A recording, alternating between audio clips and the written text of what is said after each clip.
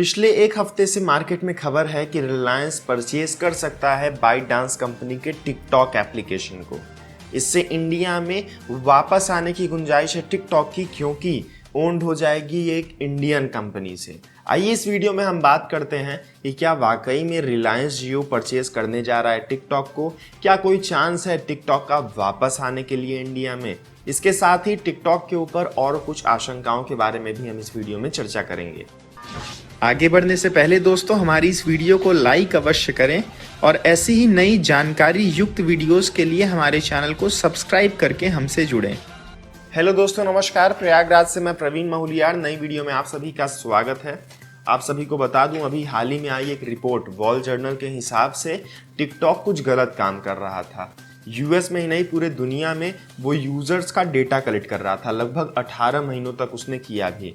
पिछले साल 2019 में उसने ऐसा करना बंद किया।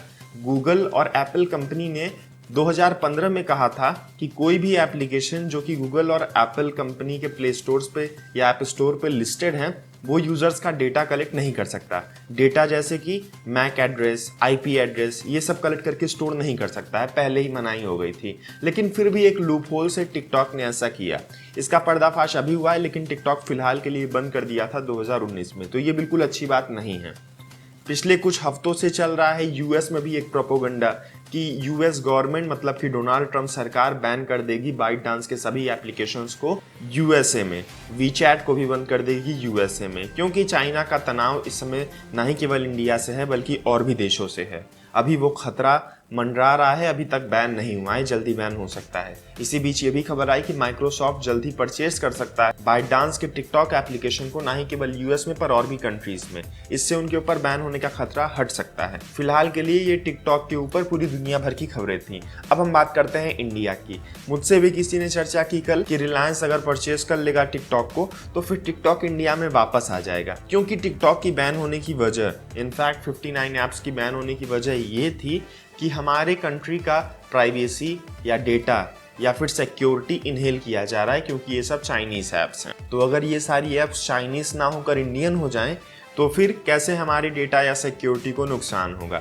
इसी वजह से बाइटडांस कंपनी ने रिलायंस को अप्रोच किया कि आप टिकटॉक को खरीद लीजिए, इससे आप टिकटॉक चला सकेंगे देश में, हमारा भी पैसा वसूल हो जाएगा और साथ ही साथ टिकटॉक के ऑपरेशंस आपके साथ बड़े ही ट्रस्टवर्दीनेस के साथ चल सकेंगे देश में। पर ट्रस्टेड सोर्सेस ये कहते हैं कि रिलायंस का अभी तक इस पर कोई प्रतिक्रिया नहीं है, अभी तक डील की कोई बात नहीं हुई है। रिलायंस चाहे भी तो परचेज कर सकता है, क्योंकि रिलायंस का बहुत इंटरेस्ट रहता है। इनफैक्ट मुकेश अंबानी जी का ये माइंडसेट ही है कि छोटे छोटे बिजनेस में इन्वेस्ट कर दें, कल को वो बिजनेस जब बड़ा हो जाएगा तो उससे उनको अच्छा फायदा होगा।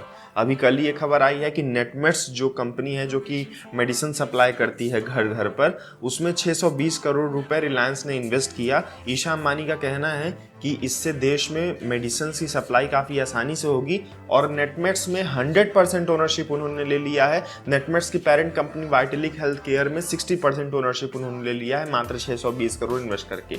कल को ये बड़ा हो जाएगा तो रिलायंस को फायदा देगा। इसी तरीके से टिकटॉक अगर वो परचेज कर लेते हैं तो टिकटॉक कितना तेजी से चल रहा है ये सब आप जानते ही हैं, तो उनको अच्छा फायदा होगा। लेकिन ऐसा करने से कहीं ना कहीं मुकेश अंबानी या फिर रिलायंस के छवि पर दाग लगेगा। दाग इसलिए लगेगा क्योंकि टिकटॉक को लेकर बहुत सारे लोगों के मन में हीन भावना आ चुकी है देश में। बिजनेस के नज़रिए से तो ये एक अच्छी डील होगी, लेकिन अगर बात करें इमेज के नज़रिए से तो कहीं ना कहीं रिलायंस को नुकसान होगा। और रिलायंस अपनी इमेज बनाने में बहुत मेहनत करता है, देश की सबसे बड़ी कंपनी है और मुकेश अंबानी जी दुनिया के चौथे सबसे अमीर आदमी हैं। तो शायद ये डील न क्रैक हो। अगर क्रैक भी होगा तो काफ़ी समय लगेगा। समय इसलिए लगेगा क्योंकि सरकार ने अभी हाल ही में 1-1.5 महीने पहले बैन किया है और तुरंत अगर सरकार इसको वापस चालू करेगी ये देखकर कि रिलायंस ने इसको परचेज कर लिया है, तो देश में एक मैसेज जाएगा कि सरकार रिलायंस से मिली हुई है।